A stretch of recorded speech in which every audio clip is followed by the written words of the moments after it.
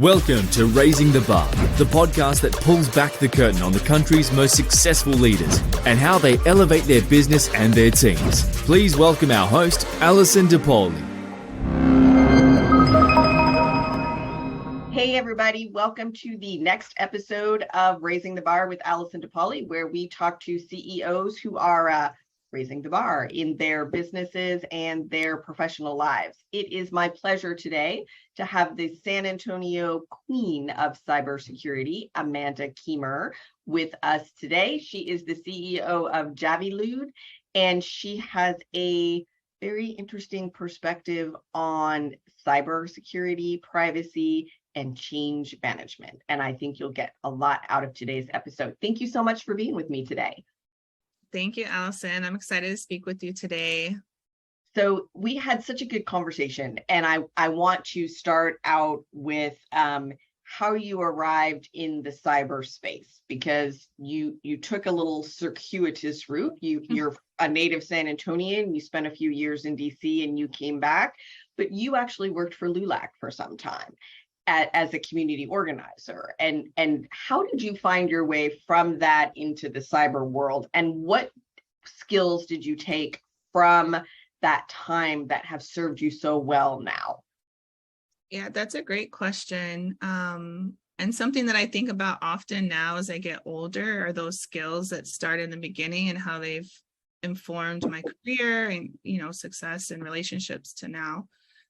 So LULAC, I think the biggest thing I took from there, LULAC is a Hispanic civil rights organization. They've been around since 1929.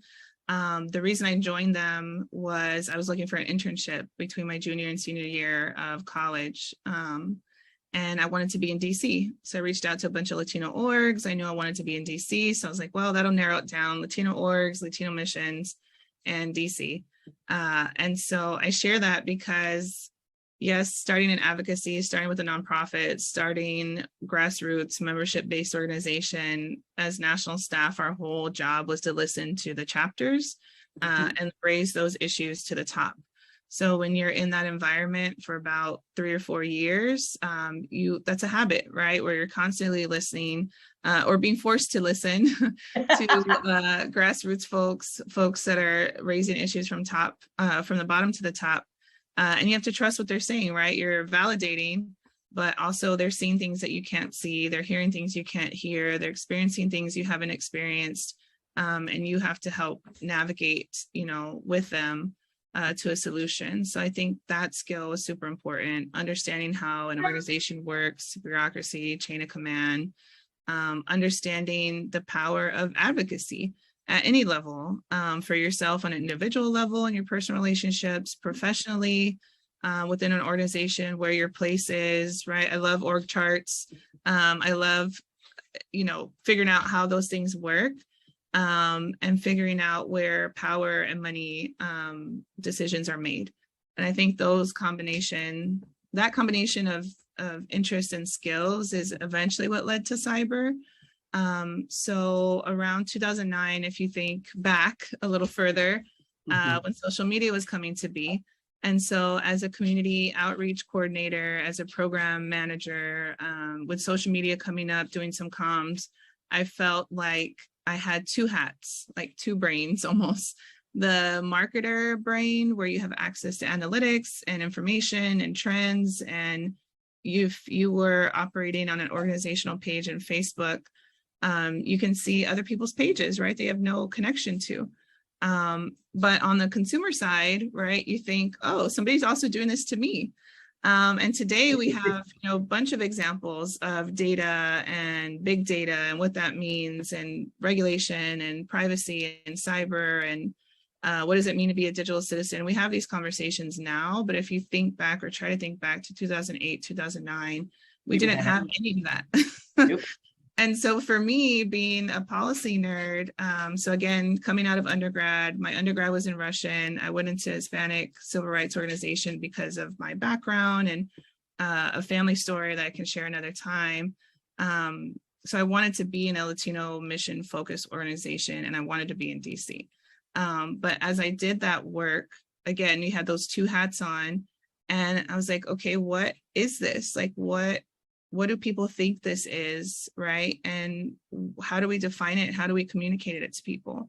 And so that's how I became interested in privacy policy initially, is how do we explain privacy policy to somebody who is not English dominant, who doesn't have a formal education, who maybe is a senior citizen, who doesn't have access to technology. How the heck do you explain privacy policy to them and then maybe get them to change a behavior or act on something?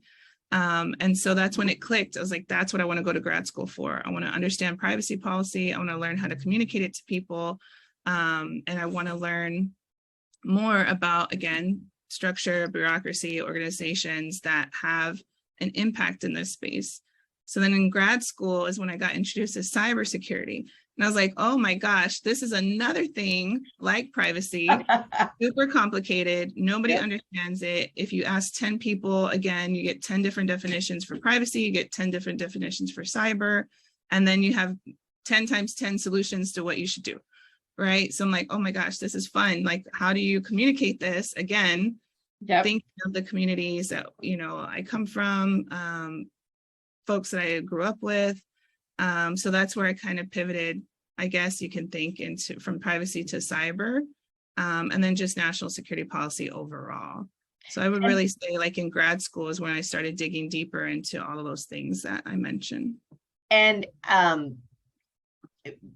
people that you would, people that are not necessarily big techies and are not really part of the social media fabric are still subject to a lot of privacy and a lot of cyber violation. And I think that people don't realize that. Even as an employee, right? Like this concept or this assumption that you have privacy at work. If I'm checking Facebook, if I'm logged into my personal email on my work computer, on a work device, even if it's your personal device, but you're connected to your work internet, like Wi-Fi, what does that mean, right? You just assume you have no privacy, right? I think for a lot of folks, that's a shock still, whether they're in the private sector or the nonprofit sector, public sector, especially, working in DC in the federal government. I had no expectation of privacy, right? And you operate accordingly, you adjust accordingly. That's the trade-off of working in those spaces, right? But I think when you look at nonprofit sector, even at maybe like the local level government, there's not that standard, there's not that expectation. So how do you do that? Again, going back to communication, right? And advocacy, you share that information plainly with your employees, that when you come on board, there's not an assumption of privacy. And if you have questions, right, I'm here to answer them and try to develop a relationship that's open enough where folks, as soon as they're onboarded, feel like, okay, I don't understand this policy. I'm going to go to this person and ask them about it because I feel comfortable doing so. That's very human. That has nothing to do with technology or cyber or privacy. It's just very human based, which I think sometimes gets overlooked in these spaces. I think it does too. And I think that I am also often amazed at how people don't understand that they have no privacy at work, nor should they have an expectation of privacy at work. And but it's often uncommunicated. And I think that is the real challenge. And often there are not good, systems and controls in place. And I think particularly for mid-sized employers, to me, that group of employers is so incredibly underserved in so many areas. But, I have a client that just had a huge network issue with an employee that was terminated. They had no idea what had happened. And that caused a lot of problem for a lot of people. It took them weeks to sort out what had happened. I would imagine that good cyber and privacy policies prevent a lot of that. Do you have any recommendations for communicating or strategies for mid-sized employers? I would say, so again, right, I'm very much a people person in cyber. I know. I love the technology. I love the solutions. There's so many interesting products and services being created to solve some of these problems or automate them. But to your point, the human piece, right? What do the communication channels look like? And do people use them? And if they don't, are you willing to adjust and change? And I think sometimes having that conversation as an executive committee, right? So if I'm a CEO and I'm a mid-sized organization, I would imagine I have a chief information officer. I may have a chief information security officer. I at least have an IT director. I have an HR person, HR officer. I have an operations officer, right? Do I have all those people in the room, including legal too, right? Counsel. Do I have all those people in the room when I'm talking about cyber and when I'm talking about privacy and when I'm talking about budget, right? Get your like CFO. You need a budget. You need a budget. Yes, because increasingly we're seeing those questions come from the board. So if you yourself are not, as a CEO, taking this initiative to have those conversations at your executive level with your executive staff, at some point your board's going to start asking you, and everybody who has a board knows if your board's asking you, it's too late. You're behind. You're behind, and that's stressful, and you're already trying to run a business. Why also now have your board on your back on these things that everybody else is at least thinking about, if not acting on, but increasingly thinking about. And now, right, again, thinking 2008 to now, look at all the stories we have. If you can't convince your CFO or your board to allow for increased budget to address cybersecurity gaps or vulnerabilities, to address privacy issues, to talk to your employees about these things, to have an internal communications campaign around these things, what does that say about your company, right? Like, what are your values? Do you want to be bankrupt when you have a cyber event? If you have a disgruntled employee who gets fired and takes down the system and changes all the passwords, like, these are real scenarios that can happen in any sector. I'm guessing that the disgruntled employee taking down the network is not as uncommon as many people think. Yeah, it's not uncommon at all. And it doesn't even have to be that dramatic, right? And it's not even just mid-size. I don't want to pick on the mid-size or smalls just because they're small and mid-size. There are organizations out there with billion-dollar budgets, and even they don't properly onboard and offboard. There are probably folks that have not been employed with them for years, and they still have access to a network, or they still have access to the physical space. And sometimes we get caught up in other things of offboarding, onboarding, like the work itself, but there are things that should be turned off in the back end. And we're human, right? You can't remember everything. So do you have a checklist? Do you have documentation? Do you have protocols for that? Are people notified when those things are done? Is there a way to automate that, right? Like, do you need a paper checklist, or is there a virtual checklist? And if it's not completed by X date, does so-and-so get a notification that, hey, Amanda's, last day was 2 weeks ago and she can still access the network. And oh, by the way, the IT director said she did access the network yesterday, right? Like, what the heck is she doing in there? So things like that can happen. And again, that's not a heavy lift. That's communication and trust in your team. And that's also using technology strategically towards your business goals, not in reaction, but, in support of and preventative before you have to react. And then you're spending a lot of money because you're dependent on the consultants and vendors who are trying to help you stop, the leak.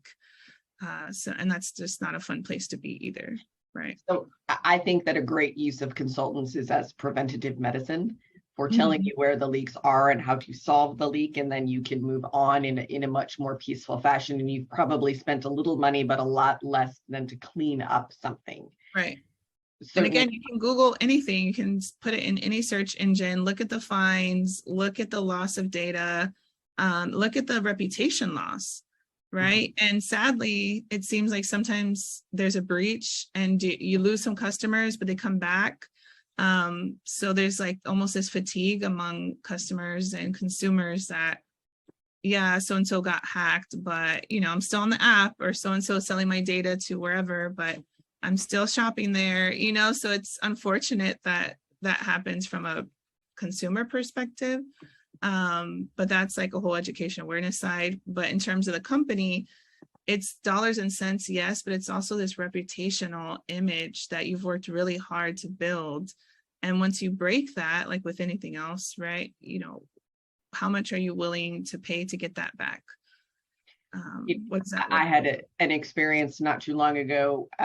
Our email automation tool was hacked, and it was detrimental to us. We caught it and it was resolved in a couple of hours, but we thought it was interesting to me. We do have a tech IT person, and I talked to some marketing folks. I talked to a marketing firm about it that we work with, and I talked to our IT guy and whatever, and the IT guy was like, you need to send out an email right now, and this is what you need to say right now, today. And I'm like, can I have a couple of hours? He said, you've got a couple of hours today. And I was like, okay. And the marketing guy was like, did you fix it? Did anything happen? Maybe you just shouldn't say anything. And I was like, no, we operate with one of our core values is transparency. I can't not. But again, back to the values, right? Like, I didn't feel that it was to our brand not to say anything. And we lost some subscribers, and it's not a huge thing, but we had a couple of people that unsubscribed, and we had a couple of people that said, thank you for telling us. And then it was a non-event. And 2 weeks later, we were right back where we were. But it was amazing to me to see the response to that. And how some people were like, oh yeah, don't say anything. And others were like, no, right now. Yeah. And think about it too, like, yes, it's a crisis, right? But this is also comes part of my brain coming in, marketing part, media part, where it's a crisis, but it's also an opportunity for you to set the bar for maybe how others should react, or, you know, to raise the bar for others in your organization. And then as a leader, you know, think about your employees looking at you making these decisions, knowing that this happened. So what if you didn't say anything?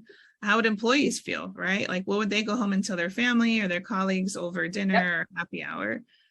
So I think there's a lot of domino effects that sometimes you can't see and you don't have the time to think through in that moment. But to your point, when you have an external third party who can help you, you know, ask those questions and just think through them, right? Yep. And he did. He gave me like 3 or 4 questions and and then he was like, okay, you need to respond right now. And I appreciated that, right? I didn't really care for it at that moment, but I appreciated that. And I also think that as both a business leader and a human, I took a step into how would I want to be? Would I want to know that? Would I not want to know that? I would want that. I mean, it doesn't mean I think you're a terrible person or whatever, but I would, if you got hacked, and fortunately, we did also follow all of the really good advice that came earlier, which was don't send email from your main domain. And I see a lot of people make that mistake. So I think good advice up front is always invaluable. Right. And you're not recreating the wheel, right? For folks that are listening that are wondering, like, I don't have a privacy framework. I don't have a cyber framework. I don't have documentation. I don't have any of these things. I've never done a presentation to my board about like our cyber posture or, you know, privacy policies, or we haven't had a discussion or any of that. I think that's fine, right? Like, a lot of folks are in that boat. Of course, we want you to get up to speed. But there are tons of frameworks, right? Like, we literally have the National Institute for Standards and Technology, NIST, within the U.S. Department of Commerce that literally has standards and technology. Right. So these things are built. Exactly. And they're public, they're published, they're frameworks. You know, a lot of industries, different sectors participate in working groups and feedback. So there's 2 things there, right? One, those resources exist and you can use them and you can apply them to your organization. And then 2, the other part that I feel a lot of people don't take advantage of because, of course, they're overwhelmed, especially for smalls and mid-sized businesses, is that you can participate in that process. So let's say there's, you know, guidance or publication or regulation or whatever it is, right? And you're not a fan of it. You're like, this is going to add X dollars, X amount of hours of time to my life, or X dollars to my staff, or this is going to hamper me in this way as a mid-sized business, as a small business. That is feedback that they want to hear, right? Which some folks think, the federal government doesn't want to hear from me, or I don't know how to interact with them, or they don't care. But when it comes to these frameworks that are published, they do, right? So if there are issues like that, it's very helpful. And I think it's reassuring to know, okay, there's usually contact information right there on the page. If you have any questions, if you have feedback, there's federal comment periods that are open and mandatory when these changes happen. So educating ourselves in that space. And of course, being policy nerds, right? You love that stuff. You look for that stuff. So I know not everybody tracks that, right? And it might not be applicable to everybody, but you would be surprised, right? There's things around software bill of materials. There's things around manufacturing and cyber. There's things around, again, like privacy, cyber, specific to certain sectors. It's really exciting to see that work. And I think, not to be super patriotic, but sometimes it's very like motivating and, reassuring to see that from our government, that there is a lot of transparency about things that may or may not affect our businesses. And then we also have the opportunity to speak up and participate in that process. Yes. And I think that exists not only in cyber, but in almost any industry. And I think one of the things that people forget is, yes, the government is often this big, bad, scary thing, but those comments are actually read by people who are policy wonks, who are looking most often, not always, but most often, to do good work and to create something that's workable for many people. And we don't have a lot of participation. People don't know how to do it. They don't know when, they don't have time, they don't whatever. I'm pretty active in my own industry, and we've had more change in the last 2 years than in the last 10. And we have a hard time getting people involved in that. And we still have people going, wait, what's that I have to do now? And it's, been a year and a half. So that's really common, but it's important. And we'll put some links to the NIST resources so that people have them and at least have a starting point on, what to do and how to do it, because I think that's so important. Those holes can just come up and bite you. So we had some interesting conversation earlier about trust. And I want you to talk a little bit about the two parts of trust, because I think people always think that there's just one part to it. And I really liked how our conversation went, because there's two pieces to it. So I'm going to try to jog my memory. So we talked about both the comfort to come to somebody and say, hey, maybe this wasn't the right thing, or hey, maybe we haven't had a conversation about this, but both the comfort with being able to do that. Yeah, so I think, particularly in cyber and probably privacy too, any probably heavily regulated industry, right? It's all about relationships, in business in general, right? It's all about relationships. And so I think, the two parts to that I was talking about is, one, do people trust me enough to come to me and talk to me when an issue arises? Not when things are flooding and, like my screen is dark and the lights are off and, my car crashed, like not the very extreme things. Of course, people are going to come to you at the very extreme things. But do people come to you when they clicked a link by accident? Do people come to you when they invoice for the wrong amount? Do people come to you just with questions, right? Are you open to them, and are they open to you? I think just having that open communication channel is so important. And it is time consuming, right? And I don't want to, underemphasize that or understate that takes time to build that, but it starts arguably from the job posting. And I think that throws people off sometimes. We're like, yeah, we're going to get to that in onboarding. And when we find the right person, they'll be a good fit and all these like nebulous things. But it actually starts with a job posting, I would say. Are you posting your salary range? Are you posting benefits? Are you making this the easiest decision ever for someone to decide, do they want to work for you or not? Are your values on your website? Have you updated your social media links if they're on your website, or have you not posted since 2017, right? You started the link and then you didn't post anything. And I share because I'm sure you've seen the sites too, right? I have, yes. You click on a company and then you go to the page and they haven't posted anything. And it's just like, or they've gotten hacked and it's spam. And you're like, oh my gosh, this is embarrassing. Do I want to work for that organization? That is already opening channels of communication where you can already make assumptions, right? This company has this link on their website. They don't even care enough to update it. So why would they care enough about me, especially if I'm applying for a communications role? What am I going into, right? So just thinking from the job description posting, does it make sense? Do you have a laundry list of things you're asking for that no human can fulfill?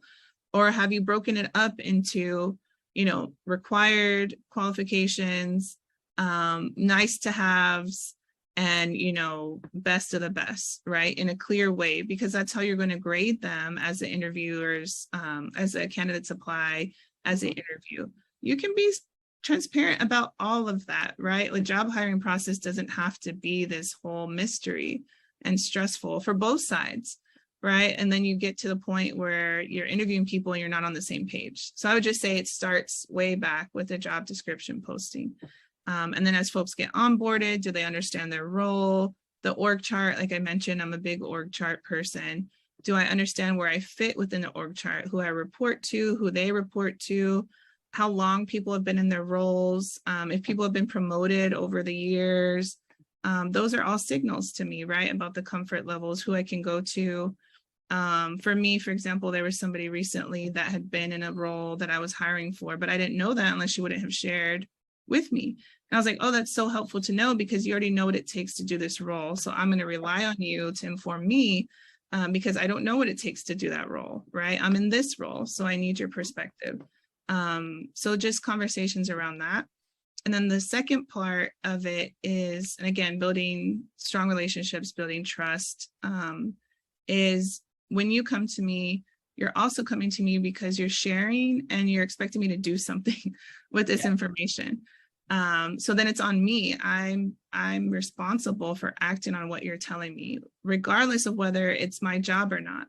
So if I am an IT director, or I'm a chief information security officer, and a staffer comes to me with a sexual harassment claim, for example, and they're stressed and they don't know what to do, it's not my job. I get it, right? I'm HR, I'm not HR, I'm not legal, but you can't say that to somebody, right? You can panic inside, but then you go to your executive staff, or you go to your CEO, or you refer to your handbook, right? So just think, as y'all are listening, do I have a handbook? Do I have a process? Is it visible? Is it accessible? Can everybody see? Is it updated? Is it updated? Are the right names in there? Do people leave? Are the numbers correct, right? Like, you have those types of things you have to make as clear as possible, because you cannot have a bottleneck for that. That is so detrimental to your org culture and your staffers, right? So if somebody trusts you enough to come to you, thank them, be a human. I like to say, just be human, thank them, reassure them, and then give them a timetable. Okay, I am going to look and see what I can do, how it can be helpful, take the day off, whatever it is, right? These are resources that we have around mental health. This is a line you can call, all these things that you can do in that moment, and then go, follow processes, or go to legal and HR, for example, right? Or maybe it's something, another question I like to ask folks is, if you're a CISO, or you're an IT director, even if you're an analyst, right? A project manager, even if you're a CEO, if your administrative assistant comes to you, and for me, right, I'm thinking cyber privacy, but if your administrative assistant comes to you, if an executive assistant comes to you, if your front desk receptionist comes to you, if a security guard comes to you, and they're like, hey, Allison, I've heard a lot about cyber. I'm super interested in it. I started taking this class online. What is a pathway for me to become a cyber person here in the organization? Mm-hmm. If you don't have an answer for that, you're going to lose this person soon,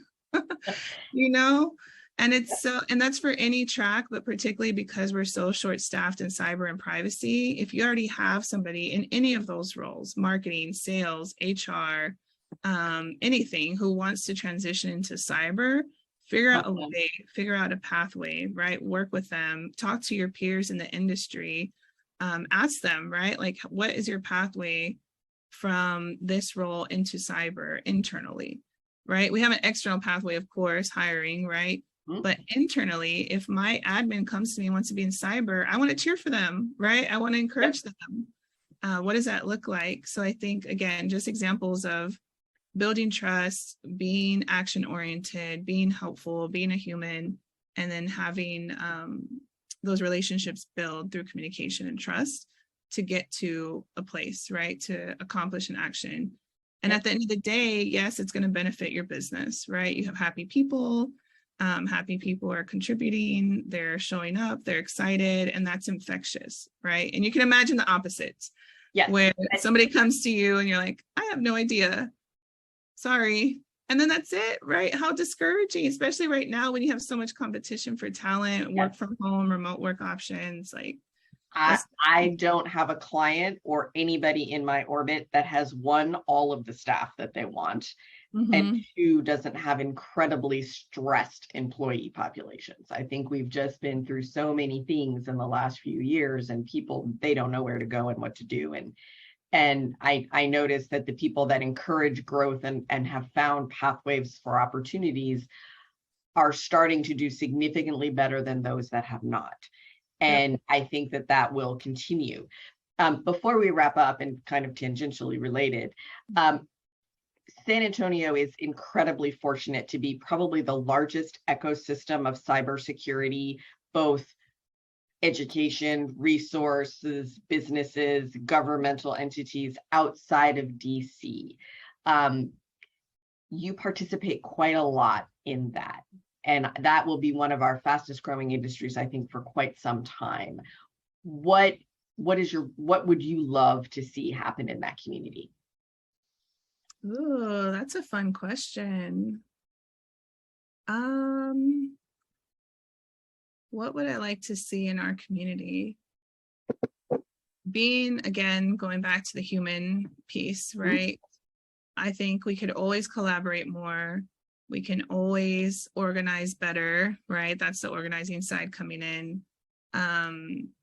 My goal for this year for our community, honestly, is to have just comprehensive talking points. So if you're going out in the community, I'm out there, whoever else is out there, we're all saying the same things. We're all promoting the same things. We're all cheering for the same San Antonio with the same language. I would love that, right? And again, going to your original question of advocacy and communications, I think that comes from that, where you're just stronger when you're all speaking the same language. You're stronger when you all have the same mission and the same strategies, same goals as a community. So I think that's definitely one thing I would love to see our community do, is have a strong sense of self in this space as an innovation hub, as a tech hub, as a cyber hub. All these things are happening here, but not everybody knows, right? And sometimes we're a little too humble. So if anything, I would like to see our community be a little more braggy, a little bit more proactive, and just organized in the sense that we're all speaking or singing from the same sheet of music. I think that would be so powerful for us going into 2023. I would agree with that. And I think we will leave it there today. Thank you so much for spending a little bit of time with me. I love your perspective, and I think we talk a lot about humans and treating humans like humans, and I think that's so important, and that we've forgotten that sometimes, that there's a person on the other side of whatever is happening, and the more we do to help the humans and help the humans help themselves, then the better it is that we do. So thank you for spending a little bit of time with me. For those of you that are listening, thank you for listening. I appreciate it. Subscribe wherever you get this podcast, leave a review, reach out to us with any questions, and we will see you next time. Thank you so much. We hope you've enjoyed this episode. Raising the Bar is powered by Altiqe Consulting, the country's leading independent expert in healthcare cost containment. Astute employers know there's a better way to offer health insurance, and we help them achieve it.